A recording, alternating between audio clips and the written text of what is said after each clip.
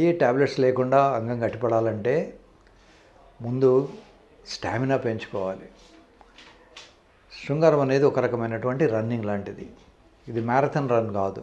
ఇది just 200 metres run, 100 metres run. Within minutes శరీరం gear up అవుతుంది, యాక్షన్ వస్తుంది, మళ్ళీ అయిపోతుంది. సో స్టామినా ఉండాలి. దేనికి స్టామినా ఉండాలి? Any aerobic exercise, running, jumping, skipping, swimming, anything. ఒక 15-20 నిమిషాలు స్టామినా ఉంటే శృంగారంలో టాబ్లెట్స్ లేకుండా కూడా రావచ్చు. రెండోది, యాంగ్జైటీ ఉండకూడదు, టెన్షన్ ఉండకూడదు, నిదానంగా ఉండడం నేర్చుకోవాలి. మూడోది, స్మోకింగ్ చేయకూడదు. స్మోకింగ్ వల్ల రక్తనాళాలు డ్యామేజ్ అవుతాయి. రక్తనాళాలు డ్యామేజ్ అయినప్పుడు రక్తం సరఫరా సరిగా లేక అది అంగం గట్టిపడడంలో ఉన్న ప్రాబ్లమ్స్ వస్తాయి. షుగర్ కనుక ఉంటే కూడా ఈ రక్తనాళాల్లో వెళ్ళి లోపల ఎండోథీలియం అని ఉంటుంది, దాన్ని డ్యామేజ్ చేస్తాయి. కనుక షుగర్ ఉన్నవాళ్ళు టాబ్లెట్ లేకుండా ప్రయత్నం చేయడం కొంచెం కష్టము. అయినా కూడా ఎక్సర్సైజ్ చేసి పెడితే వస్తుంది. తర్వాత ఫుడ్, ఈ జంక్ ఫుడ్స్ మానేయాలి. ఎక్కువ ఫ్యాట్స్ లేని ఫుడ్స్ తినాలి. ఎక్కువ క్యాలరీస్ లేని ఫుడ్స్, అన్నం తక్కువ తినాలి, కూరగాయలు ఎక్కువ తినాలి. పళ్ళు కూడా ఆరెంజెస్, దానిమ్మ ఇట్లాంటివి ఎక్కువ తినాలి.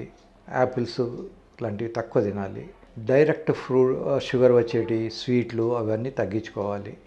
సో ఇలా చేస్తే వస్తుంది. ఇవన్నీ చేసినా కూడా రాకపోతే ట్యాబ్లెట్ వాడుకోవాలి. ఇప్పుడున్న తరం అదృష్టవంతులు. ఒక 20-25 ఇయర్స్ బ్యాక్ అసలు ఏమీ దీనికి ట్రీట్మెంటే లేదు. ప్రాబ్లం వచ్చిందంటే ఇంతే సంగతులు.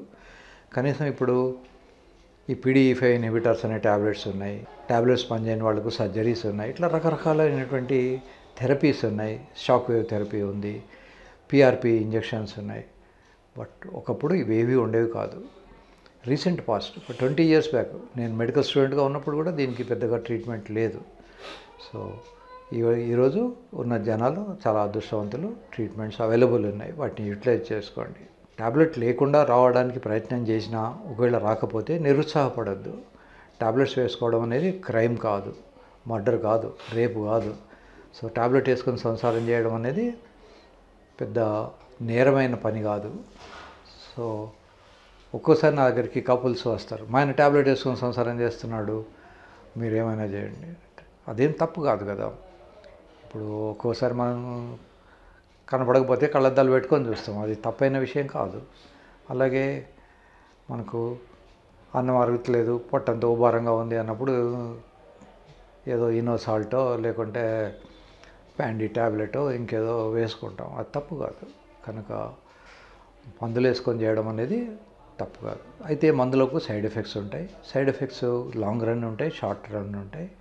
షార్ట్ రన్లో యూజువల్గా హెడేక్ రావడము, పొట్టలో తిప్పడము, కళ్ళు ఎర్రబడ్డము, ఒక్కొక్కసారి విజువల్ డిస్టర్బెన్సెస్, గ్రీన్కు రెడ్కు తేడా తెలియకపోవడము, ఎస్పెషల్లీ డ్రైవ్ చేసే వాళ్ళకు రిస్క్ ఉంటుంది. ఇకపోతే లాంగ్ రన్లో పెద్ద ఎఫెక్ట్స్ ఏమీ ఉండవు. దీనివల్ల కిడ్నీలు ఏం చెడిపోవు, హార్ట్ అటాక్స్ ఏమీ రావు. హార్ట్ అటాక్ ఎందుకు వస్తుంది ఈ టాబ్లెట్ వేసుకున్న వాళ్ళకు అంటే, అప్పుడప్పుడు మనం నిదానంగా కూర్చున్నప్పుడు, ఇలా కుర్చీలో కూర్చున్నప్పుడు నిమిషానికి ఒక 70 సార్లు హార్ట్ కొడుతుంది. ఇదే మనం రన్నింగ్ చేసినప్పుడు 90 నుంచి 100 దాకా వస్తుంది. సంసారం చేసినప్పుడు కూడా సుమారు 100 కొడుతుంది.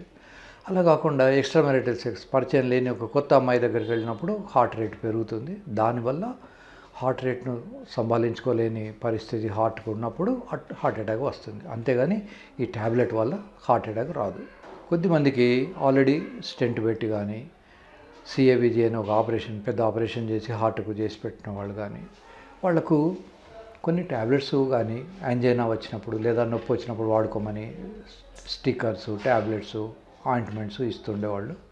అట్లాంటివి వాడినప్పుడు ఈ ట్యాబ్లెట్స్ వాడుకుంటే విపరీతంగా బీపీ డౌన్ అయిపోయి డెత్ అయ్యే అవకాశం ఉంటుంది. కనుక మీ ఇచ్చ మీరు ట్యాబ్లెట్స్ కొనుక్కొని వేసుకోకూడదు. దగ్గరలో ఉన్న డాక్టర్ను సంప్రదించండి. డాక్టర్ ట్యాబ్లెట్స్ కోసమని హైదరాబాద్ దాకా రావాల్సిన పని లేదు. ఈ మధ్యకాలంలో డాక్టర్లందరికీ కూడా ఈ విషయాలన్నీ తెలిసి ఉంటాయి. క్వాలిఫైడ్ డాక్టర్ ఎవరి దగ్గరికి వెళ్ళినా కూడా వారు మీకు మంచి ట్యాబ్లెట్స్ రాసిస్తారు. ఇవి కాకుండా ఎవరికైతే ట్యాబ్లెట్స్ పనిచేయవో వాళ్ళకు సర్జరీస్ ఉన్నాయి. సర్జరీలు కూడా 2-3 రకాలు ఉంటాయి. ఒకటి లెంత్ పెంచే సర్జరీ, ఇంకొకటి స్ట్రెంత్ పెంచే సర్జరీ, ఇంకోటి గర్త్ పెంచే సర్జరీ. దేని ఖర్చులు దానికి ఉంటాయి మన హాస్పిటల్లో. సో ఇవన్నీ కూడా మీరు ఫోన్లో సంప్రదించకూడదు. మీరు డైరెక్ట్గా డాక్టర్ను కలిసి డాక్టర్ గారు మిమ్మల్ని ఎగ్జామిన్ చేసిన తర్వాత వారు మీకు సరైన మీ క్వశ్చన్లకు ఆన్సర్ చెప్పగలరు. ఓన్లీ థింగ్ ఇస్ నా వీడియోల వల్ల మీకు ఇట్లాంటివి ఉన్నాయి, అవైలబుల్ ఉన్నాయి అనే విజ్ఞానం మాత్రమే వస్తుంది. కనుక మీరు మీ దగ్గరలో ఉన్న డాక్టర్ను సంప్రదించడం మర్చిపోవద్దు.